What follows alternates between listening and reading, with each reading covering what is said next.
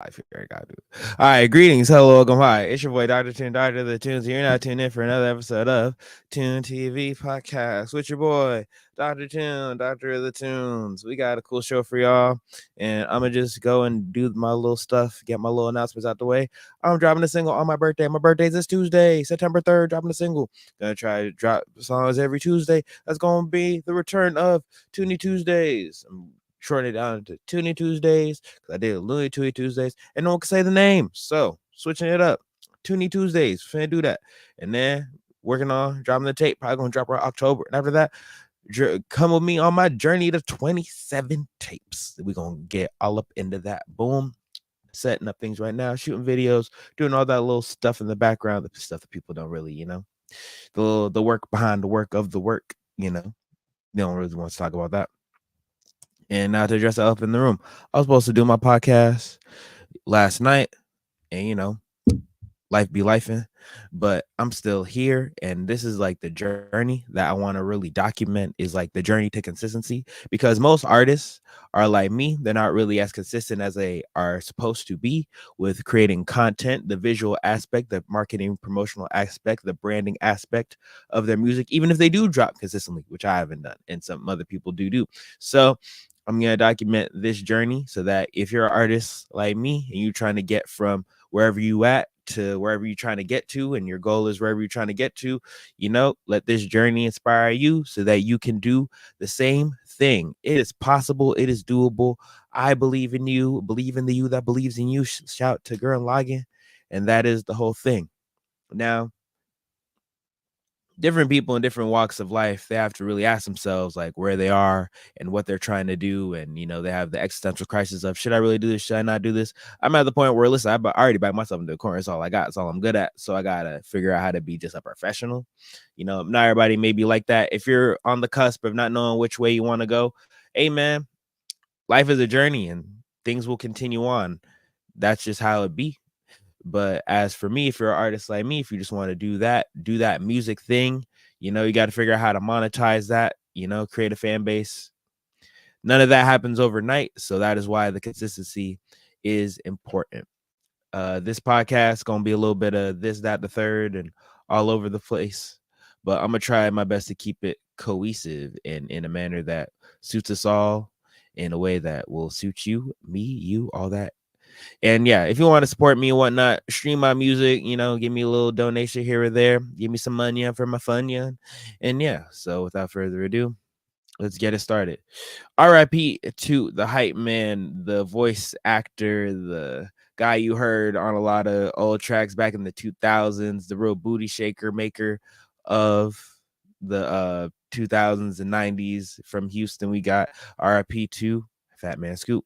Fat Man Scoop was on a lot, like I heard him on a lot of Missy Elliott tracks, some Timbaland tracks, and I know like that was the hype man. I didn't know that. And that really is like what people don't be knowing, is these unsung heroes, these people that be working behind the scenes, the voices that you hear, but you may not see their face all the time. These are the people that I think about, that are like the real movers and shakers of the industry, the real impact players. So, I want to give RIP to that person. He said at his funeral that he wanted people to turn up when he passed. So, do not be sad for that person. He wanted y'all to go out and turn up and party. That's what he wanted to do. So RIP to him.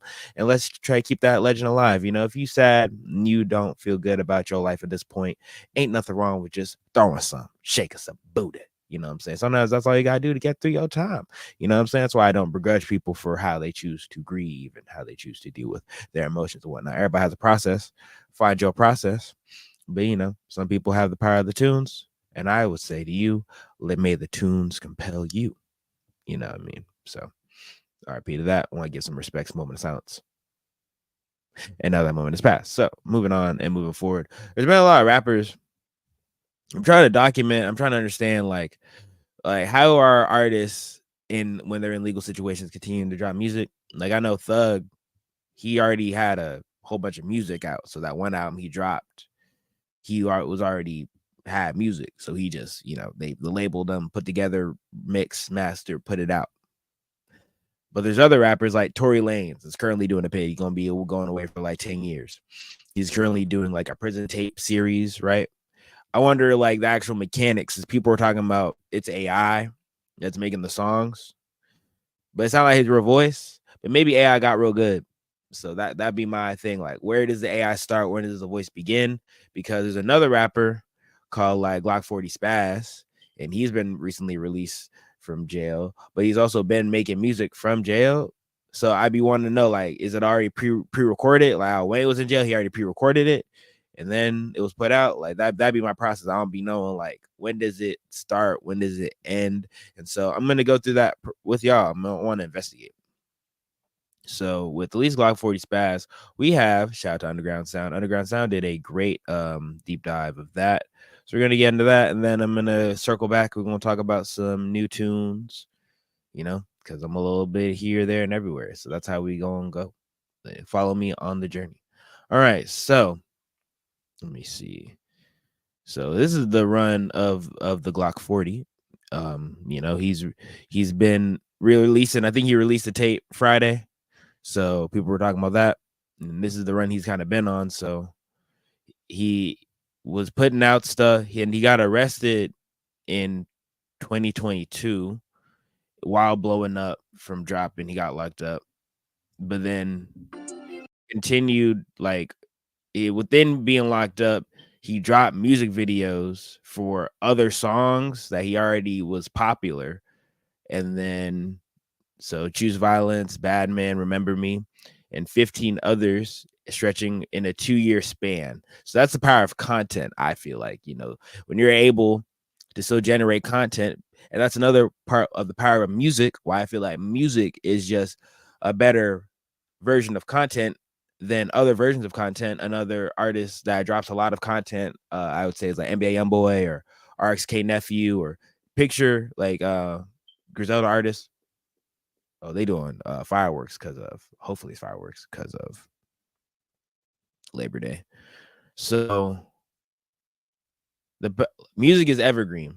People can discover your music and then like you years after you are no longer a super successful artist or back in the day. They're revitalizations. Your music can endlessly, repeatedly go viral under the right marketing tactics, under the right vision. So I always wanted that to be acknowledged. He got locked up. Glock 40 got locked up 2 years ago. And over that span, his ability or his team's ability, always got shout out that, other people exist outside the one artist. So his ability or his way of creating momentum through visuals over X amount of time was able to hold him over in the 2-year span. And then there he was able to, generate more fans that way. So that's just something I want people to consider. Like, you can always repackage your music. Travis Scott just repackaged his older music. The power of repackaging your own music is something you can't really do with other content, like people who do comedy or people that do podcasts that are not centered, that are topic based. Like, I would say this podcast, sometimes I have evergreen moments, but it's mostly like I'm covering right now topics, and I try to take an event and I try to extrapolate. In general, though, you like to do an interview for that.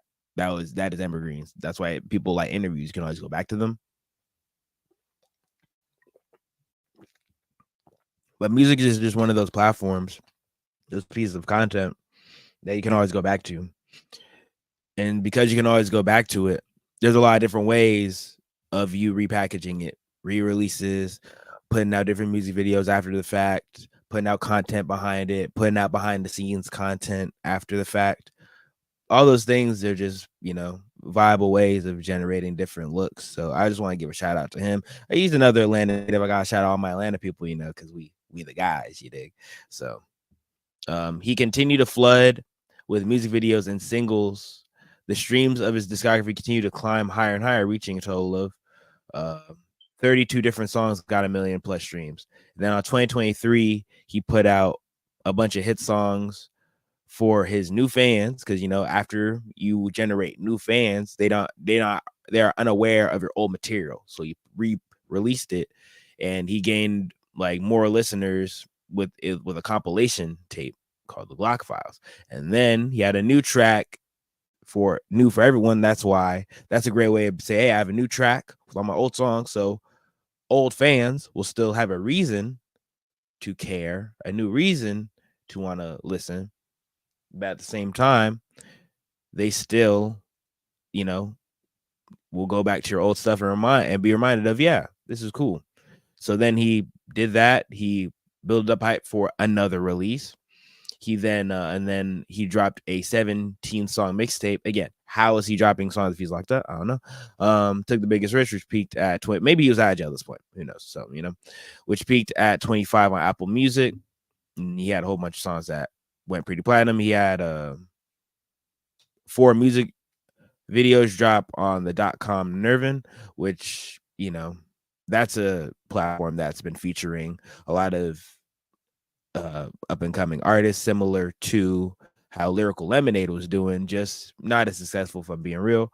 But it has his nose tapped into the streets. Shout out to Tevin.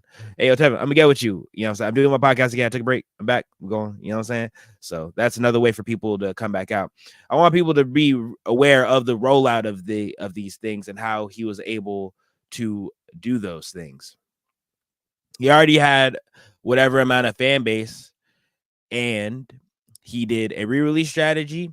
He dropped other music videos. He then dropped a compilation because he was dropping mainly singles. He did a compilation tape of all those singles. That's why most people say single strategy is never wrong. It's always good to drop just singles because people can get into you one song at a time, one song at a time, one song at a time, one song at a time. Compile them one song at a time, one song at a time, one song at a time. Compile. It keeps going. It keeps going. It keeps going. So, that's just a way that it'll keep going. I appreciate that. So, and then let me see. Is that it?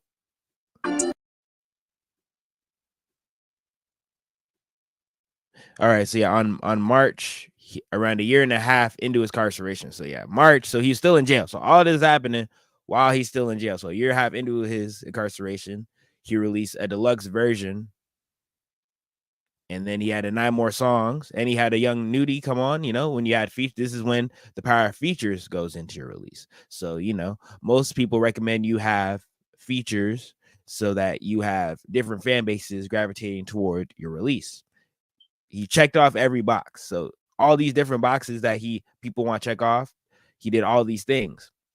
Also, while with the prison stimulus package, because most people, not most people, if you are a trap rapper or a street rapper, gangster rapper, unfortunately, you get an additional boost to a lot of your numbers when you get locked up because they're waiting for you to come back out. Your fans are toxic and care about you while you're locked up more sometimes than when you're out. And then when you do hop out, there's always first day outs on the people be doing.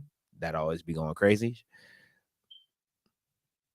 On May 11th, 2024, Glockspaz No Samson surprise dropped a surprise collab tape. Going back to collaboration, the power of collaboration. Again, how is he doing this from jail? I know they allow like iPads and things now when people are locked up. So maybe just the advancement of the being locked up experience, for lack of a better word, has improved. Not really improved, but they let you, because technology advanced, the prisons advanced, they let you do more, or maybe people sneak things in.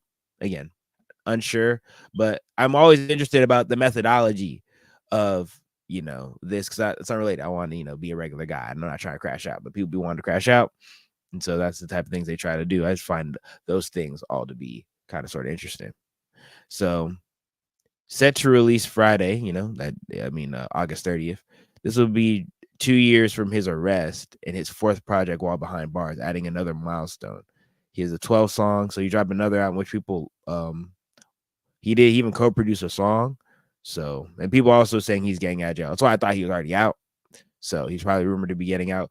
But I'll say all of this to say there's like a process. There's the same process you go through with blowing up. Even if you're a regular person, not everybody's out and about can move how they want to move. Some people don't live in the US. Some people live overseas. Some people live in the US, but they live in the middle of nowhere, like Ohio or Kansas, Iowa. And they feel like, well, I'm so far away from a big city. How do I do my thing? This is an example to follow. You drop singles, create enough buzz off that, Visuals go along with that. Create buzz. Drop a tape. Continue to drop tapes. Be consistent. Continue to feed the fans what you have. Your little buzz. Consistency. Always going back to that. Consistency is key. And he even did all this from jail. So always in the sense, if he could do it from jail, what's y'all excuse? What's my excuse? I have none. So that'd be the magic bullet. That'd be the power of doing so. So there are rumors speculating he's getting out of jail soon, along with massive growth of his fan base. It's safe to say that this could be his biggest project. So, doing all that, I think he's independent too. So it's another big step for independent release. Dom Corleo dropped album too. A lot of people dropped. So shout out to them. Shout out to people doing their thing. And now we were talking about some new music. So I think Destroy Lonely dropped. Try to get into that. People said Shay's album was better than his album. People were debating about that on the first release. In general, I try to wait and really listen to some music before I give a release or give my take on it, simply because we're in this microwave era of we're not letting music like sit, be experienced. And again, my thing that I like about music is that even if you have music that you consider to be microwave music, temporary music that you don't think will be heard 5-10 years from now, you never know, because in the same breath as you would hear like a party song, they still play party songs. They can become classics. It's not just the love song, the ballad that becomes a classic. This is not the case. Many a dance song, many a twerk song, back that booty up, trying to not to curse, bad that up, by the Hot Boys. I consider that to be a classic song. I'm sure most people would agree. That is a booty shaking song.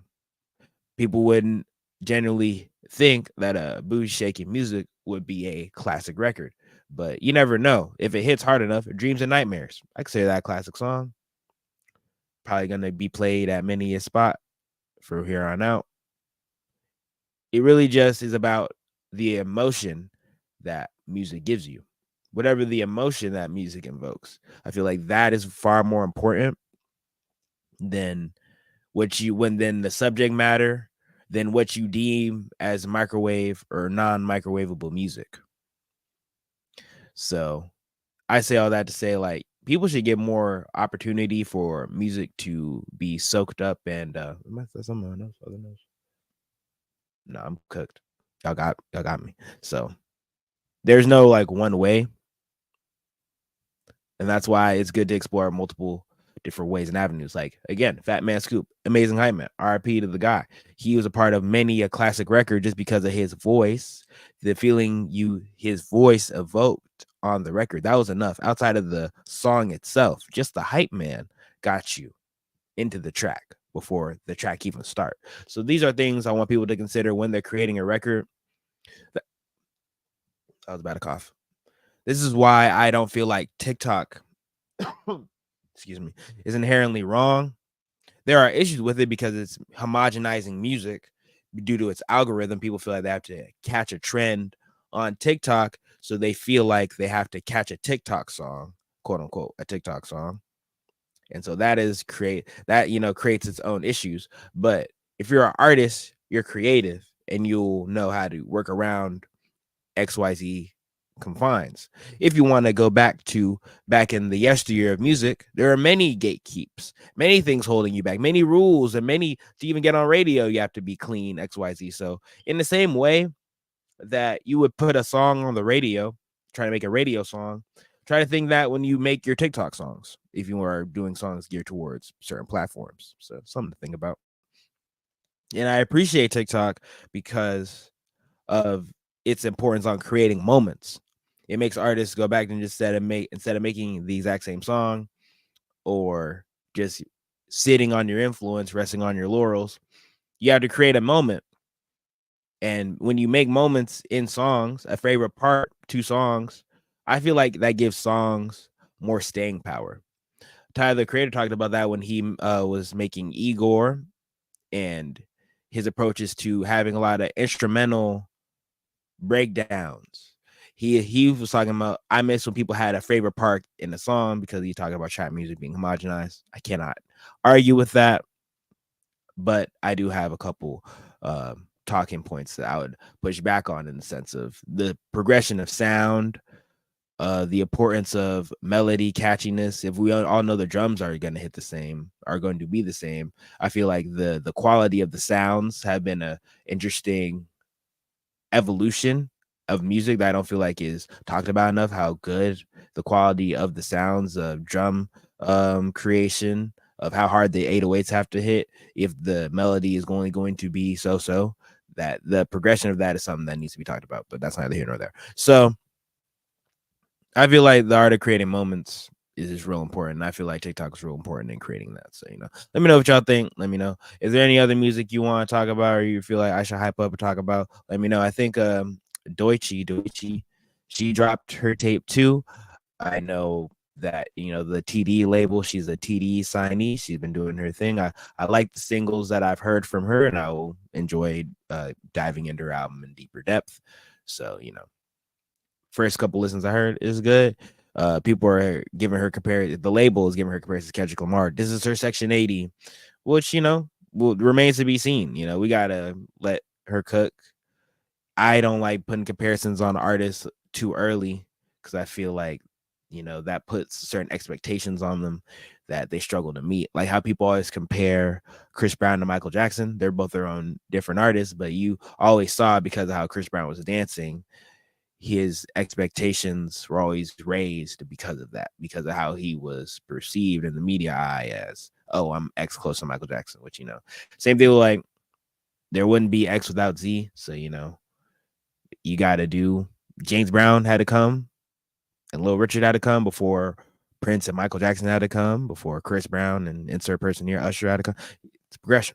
So I just feel like people should acknowledge the progression and not compare eras. Because when you compare eras of music, I don't think it's fair, simply because, like, technology has advanced so much. We got to really acknowledge, like, how easy it is for me, at least, even me broadcasting. I can broadcast from my room, make all this music in my room. I'm a musician. I can make XYZ thing. People are also talking about that in terms of the death of the band. So I want to talk about that. But, we can get into that at another time. Because the music has advanced, I think it's unfair to compare eras. We're in a time where you could be very experimental as an artist, and for a lot cheaper, anybody can really record. So, you got to let people meet people where they're at. People say that music is bad, or we're in a worse era. That's simply because the mainstream is in a worse era. I feel like music is always getting better if you look for the right artist, simply because, like, you got it. It's not like, oh, I'm gonna hear the best song ever on the radio. No, you got to go look. So I feel like we're a lot closer to, like, the crate digger era, but online. And I feel like if you are into that discovery, that search for interesting new sounds and good music, then this is a great era for you, because it's like there's so much good stuff out there if you just look for it. Like, I haven't even gone on my Coded a Friend deep dive yet. I'm waiting on doing that. I shouldn't wait. I should get into it. He gave a great interview on the Brandman Sean platform, talking about marketing and his approach, because he was the one who originated the text to speech. These are things to think about. But I'm gonna go to a different topic. So repost him. Shout out to Laser Dim. He's been making great waves. Another Atlanta rapper making waves in the underground and bubbling up more to the mainstream over time. He wasn't on the Double XL. I feel like he's bigger than that. It's how not every artist be on Double XL. He chose not to be there. It would have been a good look, sure, but he's already got a fan base. He just got his account hacked. I feel like it's very hard to protect yourself from this at this point. I feel like the hackers is just hacking. It's very difficult to get ahead of them. That's because once you have access to the internet, they can just reverse hack your way into your system. It's not really even about password changing. Like, you can change your password, do your protections, get a VPN, do all these things that you can do, have multiple step authentication, switch your password up every week, whatever you got to do. But the super hackers will super hack you. That's why I want no beef. You know what I'm saying? No beef with the hackers, because the super hackers gonna super hack you. So he's been dealing with issues. His Instagram and Twitter have been taken down, but luckily his YouTube is still up. So, you know, I shout out to the YouTube still being up, because, you know, people still, I wouldn't call him a YouTube rapper, but he's been blowing up a lot off his YouTube videos. You know, that would be a real detriment if all his YouTube videos went. So, you know, they said they're working on recovering both his Instagram accounts, his Twitter and Instagram, as well as the Twitter. So both his Instagrams and his Twitter got taken. We'll be announcing new official social shortly. So yeah, so pretty much he had to get he got his stuff taken down. He had to get a new platform. He had to make new platforms. It's very unfortunate. I know a couple of my homies who got hacked. They had to go through a whole process of recovery. The recovery process is not an easy process by any stretch of the imagination. So I often my heart goes out to people that go through these things. Some people, hackers go in, delete all data, delete old music, things of that nature. This is life work. People get hacked, they leak music out. If you have a special release you wanted to go through, or a way you want to package out your release, I assume that's very, detrimental, heartbreaking, all that. It's very frustrating for people that go through that process. Heart goes out to him. Hopefully he can get his things together. Shout out to him for cursing about Adam 22. I thought that was funny. Adam 22 tried to cloud chase and said, we need to be at that bando you're at. And he just told him to 200K or 20K if you want that. So I feel like that was a funny way of giving a rebuttal. So other beef, we got Lucky talking about bringing up Benji Bluebills when they were talking about, I think it was for his show that he recently did. So that, I tried to talk about it, try to find videos the last time. I was unsuccessful in the attempt. So this is my new attempt trying to do that. This is what Lucky was talking about. Beef with me over Benji. That nigga not even from Atlanta. Y'all trying to, at this point, I think niggas want convenient ops. Because this niggas in Atlanta y'all could be beefing with. Y'all trying to beef for me. You trying to beef for me because it's 2 bitches that you keep posting. But y'all trying to beef for me. I never said nothing about this. Y'all trying to beef for me because Benji dissed Cardi and that type of shit. Like, so I find that to be strange that they would go after Lucky, who's just a friend of Benji Bluebills. Like, that's why y'all lose me with the beef. Y'all lose me out. So that was Lucky doing his thing on his tour, and then he goes out and he brings them out, and they're turning up. They're having a good old time. Shout out to them. They're teed up, jumping around, doing the whole concert thing. So, I find it interesting. I find it the reaction to Destroy Lonely's new album. I find it mainly due to the fact of his allegations of domestic issues, DV.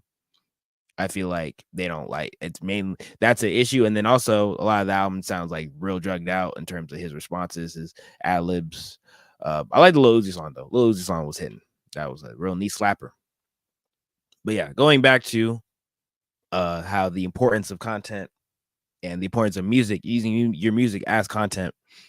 It is now predicted to earn the biggest U.S. digital album sales of the week for any album since bundles were initially removed from the Billboard 200 in late 2020, surpassing Taylor Swift's Tortured Poets department off a re-release. So we got to really have some real conversations about where we rank Travis Scott. I feel like for the younger generation, my generation and younger, people love Travis Scott.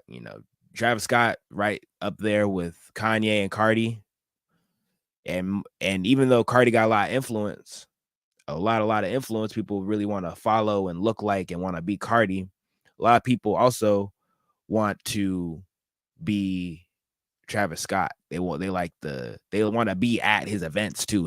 His rage culture that he made, his concert, aesthetic is something people have tried really hard to duplicate and have been unsuccessful, to the detriment of him though, because the fatalities that happened at some of his concerts. Not a safe show. I'm going to JPEG Mafia show, by the way. Hit him, RXK nephew. I'm like, ooh, my favorite rappers, crazy. So yeah, moving on. I think Ola Runt, he got released from prison. He is another Atlanta native, and he has been rumored to be in a lot of different incidents that I will not get into in a world that I do not relate to. But he's dropping music, and so that's good. And people get out of jail. Shout out to people being out of jail, doing their thing. Tyrese has been on an interview run recently, and I feel like, and this is for to roll out his album that also dropped. He also did this to release his album, and his ability to be charismatic on the microphone and do good interviews, I feel like needs to be studied because of his ability just to turn it on. I feel like that was the actor in him, and his way of expressing his emotion, a man expressing their pain so everyone can see how he was talking about his ex-wife, how she got did dirty. He got did dirty. He got paid a lot of child support. She even sent multiple lawyers after him, trying to get more money out of him. Thought that was insane. But this is a story he gave about he was arguing on who's bigger globally, Jay-Z or Snoop Dogg. Now, people here in the US, especially old heads, love Jay-Z. So I ain't going to start that. Leave them alone. Don't want them in my comments. Actually, not. Bring them in. Bring them. But let me know what you think about his take. He was a genius. Snoop is. Can I ask you a question? Sure. Who's a bigger rapper globally? The most famous of the two, Jay-Z or Snoop Dogg, in your opinion? Globally?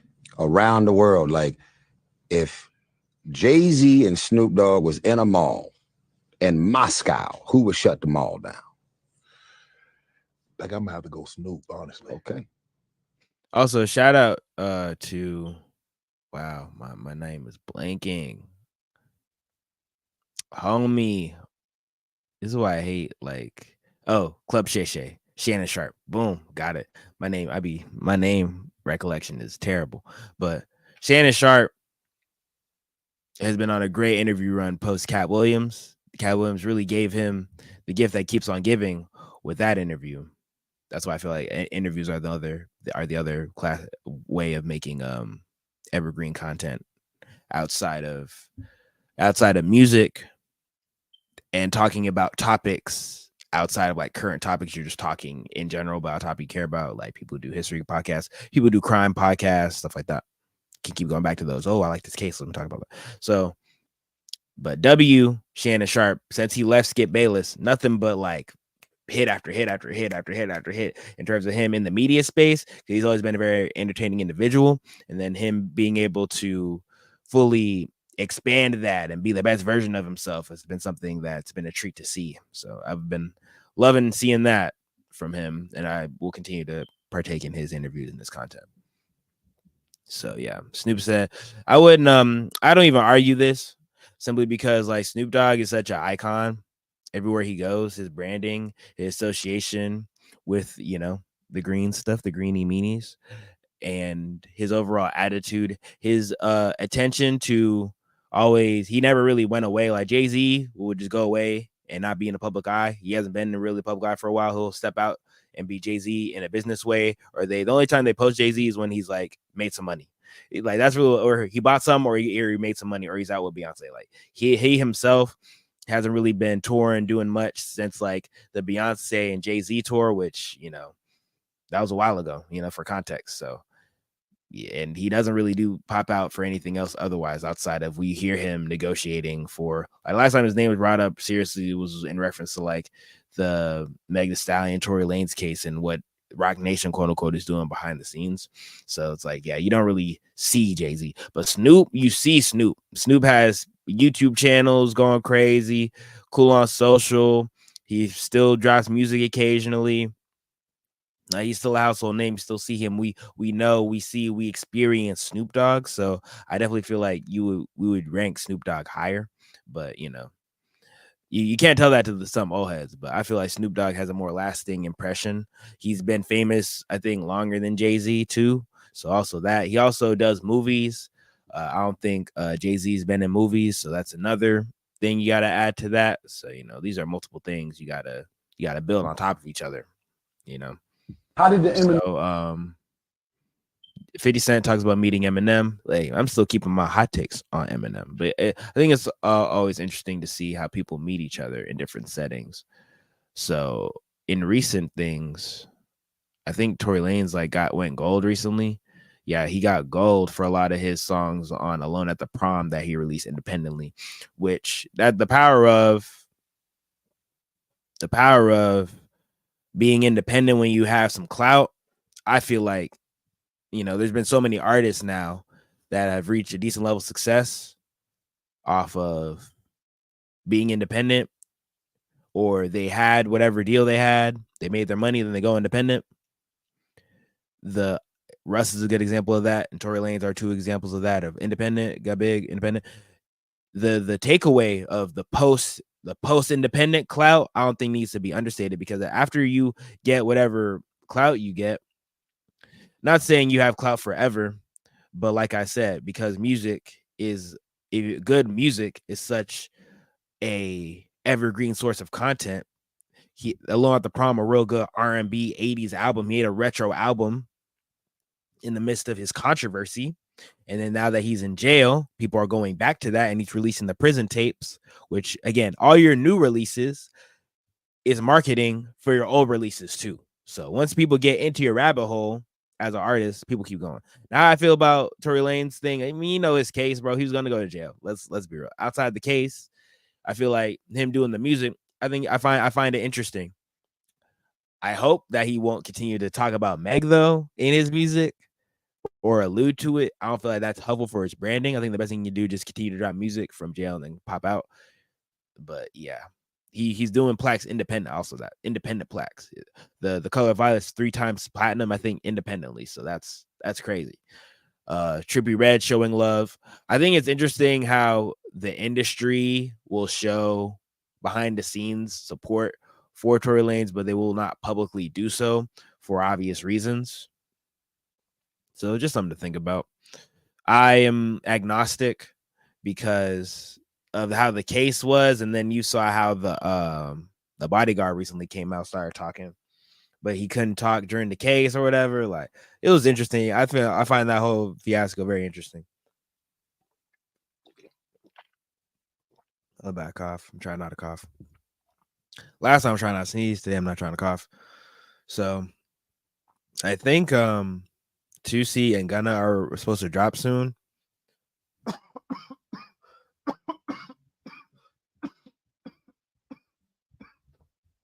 I'm sorry if you had to hear that.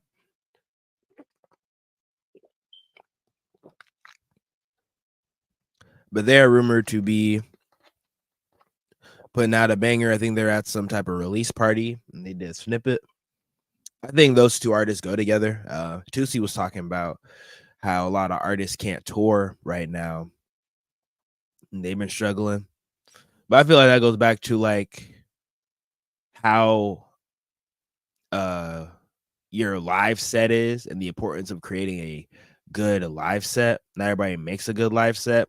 Gunna did a lot of things to make his live set good. He lost weight so he could run up and down the concert better. He added more instrumentation to his beats so that if you want to do a live set, he could do that, and he's been expanding and doing that.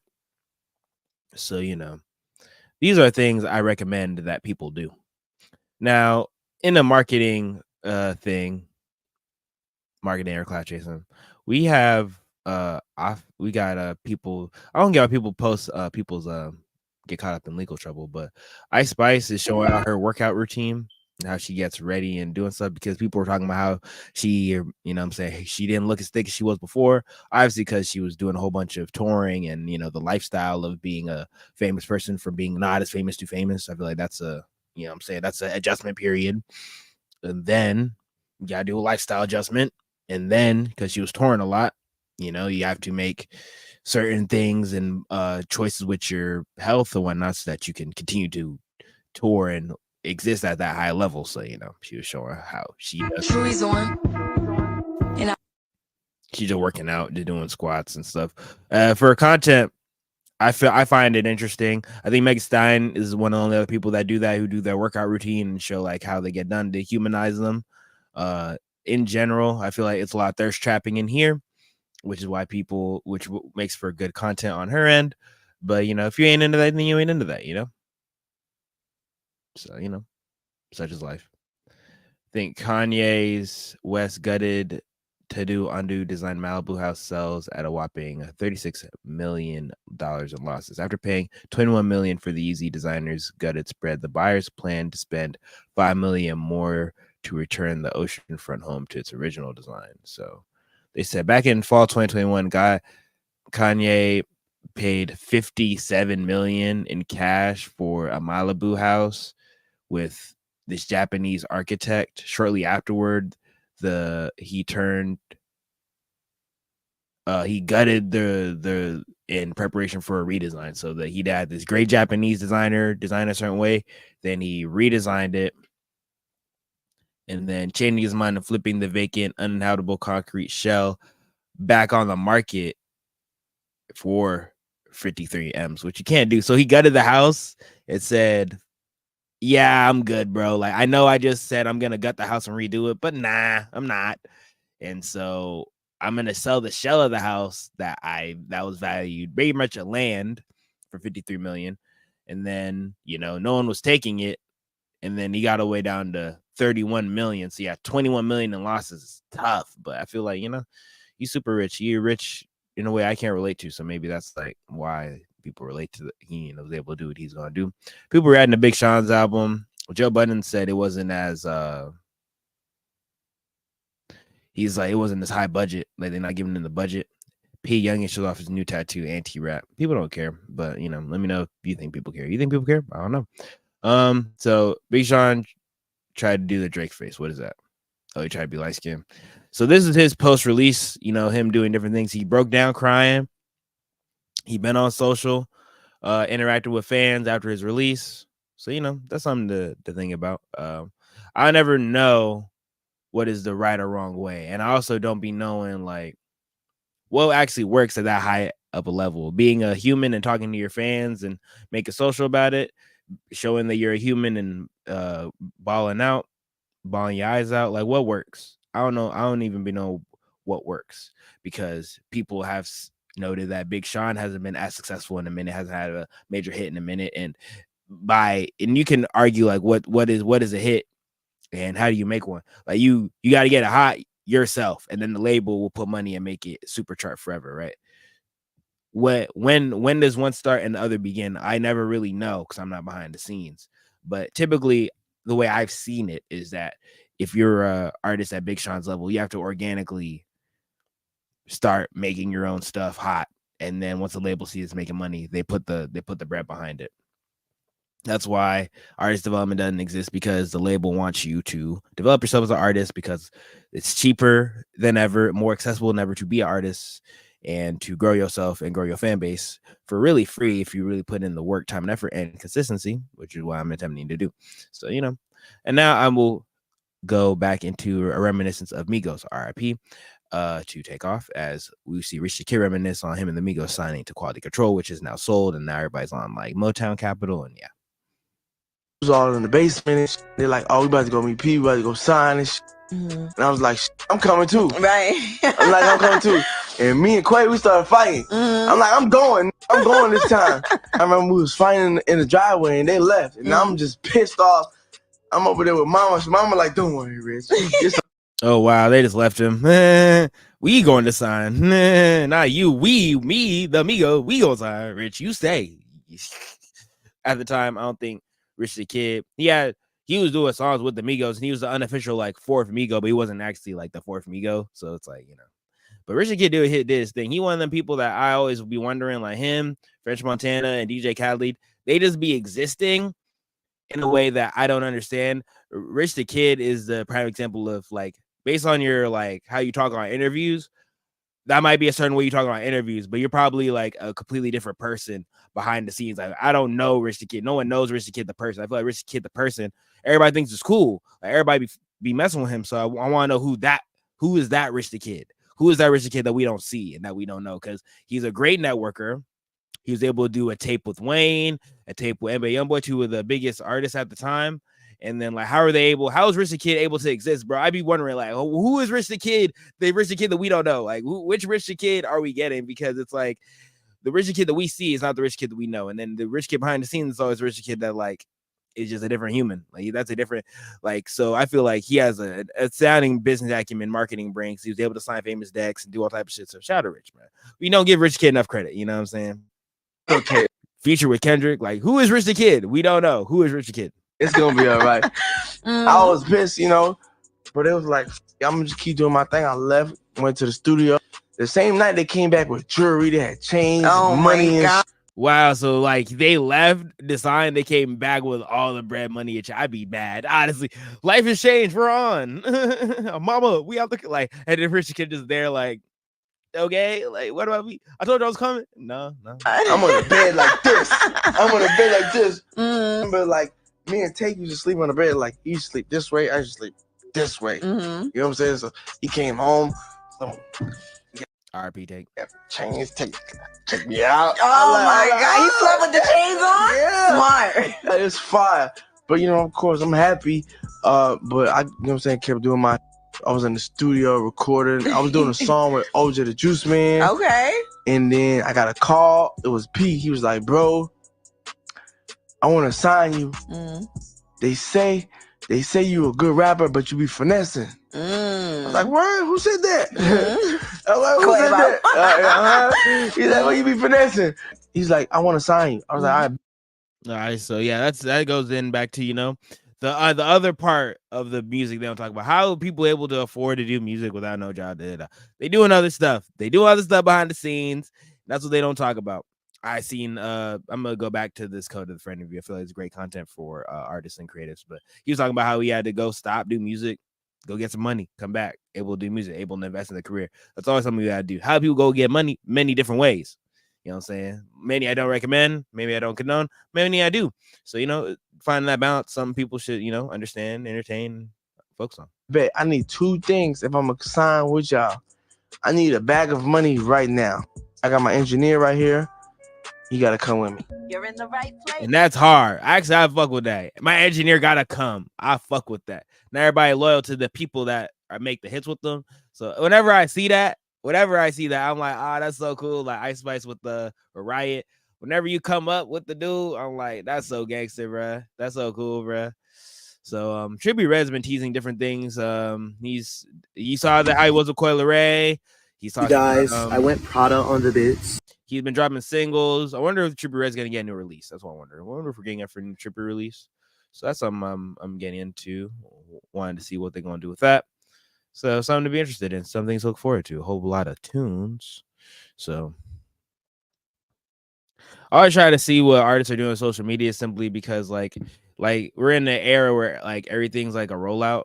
So I want to know like why are you doing this way? Why do you want to post like also it's like, you know, I'm also overthinking this because this is also still social media. People are still a human at the end of the day, still like themselves. It's not like they stop being themselves just because, you know, they got famous. They became more extreme version of themselves, but they're still themselves. So it's like, you know, I feel like it's a lot of different factors. It's something that I find myself to be interested in, and you know, because I feel like if you're an artist trying to get to where you're trying to get to, you listen to me, or you're just a regular guy and you're an outside person looking in, just a fan of the stuff. You always want to know, hey, what actually goes on behind the scenes? How does this actually like even exist? How do people even exist in this space? It's always interesting to see.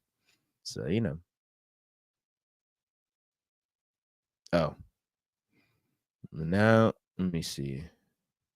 NBA Lil Pat was arrested for the killing of rapper G Money. Has been released 5 years and was spotted on live listening to NBA Youngboy. So, you know, people released from jail. It's interesting. Yeah, they said Runs officially out. Okay, so he's been out. He might drop a first day out very soon. You know how people do the rollout. It's crazy because you know how often people have been in and out of jail. Is that now people see like, this is the rollout for coming out of jail. I always find that to be interesting. So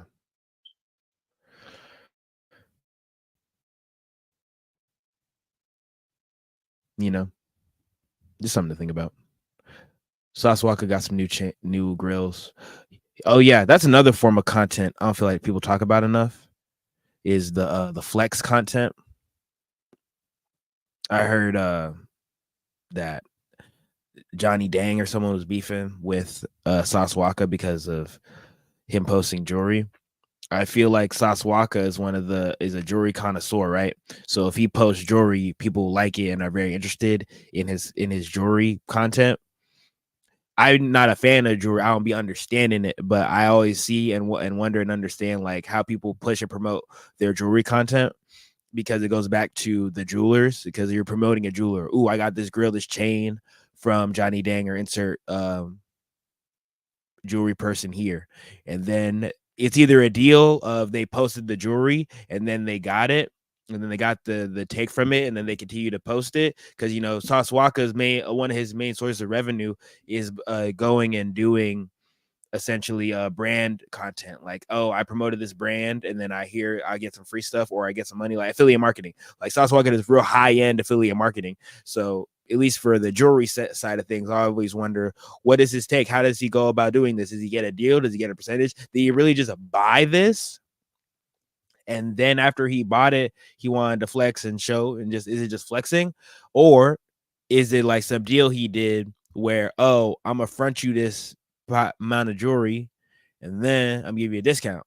And then and then just say it was worth X amount. And then people go to that jeweler and say, oh, I want to buy your new stuff.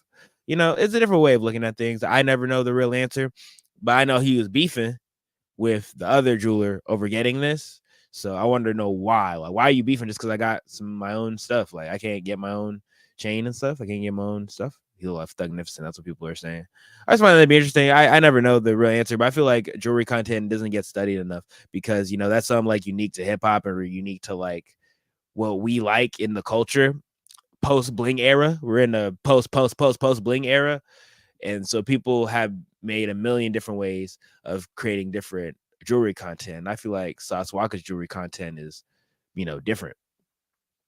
So, you know, this is something to think about. I have currently ran out of music topics off the top of my head, but you know, I'm gonna go into my anime content if I do not find something recently. Let me know how you feel about how this podcast is going. What do you want me to talk about more? More music-based content, more anime content, more music business content, more music marketing content, more music review, music itself content, or you know, artist drama. Let me know what appeals to you. I'm gonna test out this one, each one, teach one, here, there, everywhere. And then we're going to continue from there. So, you know. All right. All right. So, we are getting back into the anime content because I'm real excited. We're at the end of the closer to the middle, the latter end of the summer season into the fall season. It's closer to fall that we know. You know what I'm saying? So, I'm just excited to see what will become of the new anime and what I'm excited for. And I'm gonna let you know what I'm currently watching and why you should watch it too. I want to give my recommendations out. I also want to go and do like retro recommendations if you haven't like seen certain shows or you know watched anything. Like I might even go back real quick and say like these are the anime I've liked this year so far because you know we're closer to the end of the year. I'm gonna do a whole year end list too. We're gonna talk into that, but you know, let me see. So, if you watch Oshinoko, watch it, enjoy it while it lasts. Tower God, still watching that. The more I watch Tower God, the bigger gripe I get about the anime change because of the studio switch. Which I'm just happy it's getting out at all. You know, I'm just happy I'm getting a release at all. But I'm still just like, yo, like this look buns. I ain't gonna lie. Wisteria 1 and Sword, that shit slapping. The more I watch it, the more I like it. Even though I've seen this story set up multiple times, how he's doing it is going crazy. I haven't watched Dear Friend Nokatan, but I want to get into that. Suicide Squad Isekai's a real knee slapper. Action scenes really is hitting. So show I highly recommend is always No Longer Allowed in Another World because it just gives a different take on the isekai thing. It's not straight action. He's like they be talking. They're telling the story like a different way. They're just going about it a different way. And I just feel like it shit hasn't been talked about enough. There's not enough hype about it. I just feel like not enough people know about it. I'm trying to figure out a Scream. So that's just something I consider that everybody should give it a chance. Just give us a chance, you know? And then Failure Frame, I'm hate watching this because I was into the light novel and I really enjoy the fact that the animation style is funny as hell. It goes back and forth between CGI and 2D in a way that's very awkward, and I feel like it's enjoyable just personally for me, just because of my love of watching different forms of animation. So I haven't watched Perry Everything, but I started watching The Elusive Samurai. Let me tell you, I cannot rant or rave enough about like the animation style of Elusive Samurai. It looks crazy, like how each scene moves into the next, and the action scenes, the bleed, and then it goes from that to like some quirky comedy skit shit, and I'm just like, whoa, we doing some comedy shit again? What? But then they go back to beheadings and blood and just the most graphic, like it'll go from berserk level graphic to like the funny parts of like Naruto content. And the vast swings of my emotions, I feel like my heart is like can't take it, like my heart be beating out my chest.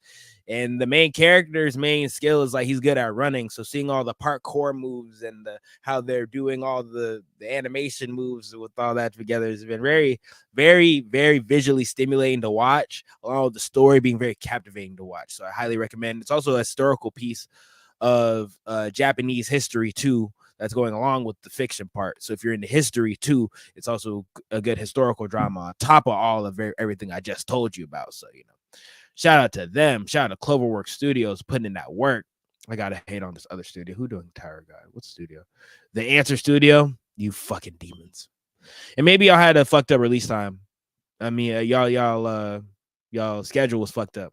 If so, then to the workers themselves, I apologize. But to the studio execs, you demons, you money squeezing demons, this could have been an amazing release. You could have made so much more money if you just gave it more time.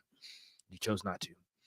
You spend the same time you did on Elusive Samurai. You gave that, that same level of attention to detail and whatnot. Like you would have been a different thing. You know what I'm saying? It would have been an entirely different thing. But hey, that's what y'all wanted to do. I'm not mad.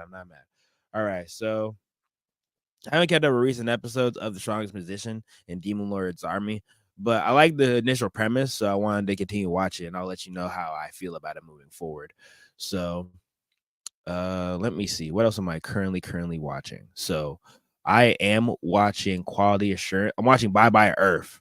Bye Bye Earth is so visually stunning. I'm just so captivated by what I'm looking at that I often ignore how much plot I'm missing because this is adapted from a light novel. The studio Linden Films has done a real good job of at least showing me the world that I would imagine and that came from the book.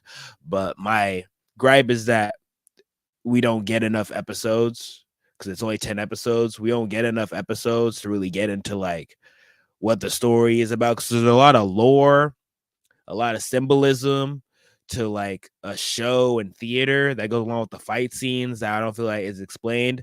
They're how they're doing the god and the religious lore and the world building.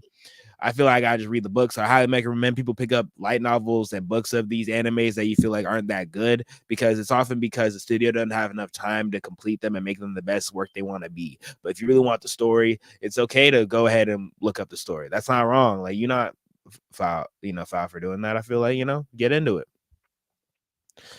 Let me see. I'm also watching I'm watching A Quality Assurance in Another World's very interesting take on the being trapped in the game. All the characters are real interesting, and every time I keep watching it, I'm more enthralled by how they're progressing the plot, because I thought I would be bored by now, but I'm still very interested on how they're going to continue to progress and move with this. So let me know how y'all feel about that. So I want to highlight those because I'm really watching those like every week at edge of my seat. And then this one, go back and watch this one, the Yatagarasu. That shit is a real knee slapper. The current development as the story has been progressing has been real great, interesting, and riveting to me to see how they're continuing the world building of the bird people. So I highly recommend seeing Yatagarasu, or The Raven Does Not Choose Its Master. That's been like the highlight show that I've been watching, and so I hope that you enjoy it too. All right, so this podcast I'm wrapping up a little short due to different reasons, but I hope you continue to listen, and I appreciate y'all for tuning in. And I love you. I love you so much. Tune TV out. I'm dropping tunes. Love me. I'm out. And I love you. You're the best. Tune in to Tune TV one more time. I'm out. And then on this one. And then one more time, just for the YouTube. This is a YouTube exclusive. I love y'all. And I'm out.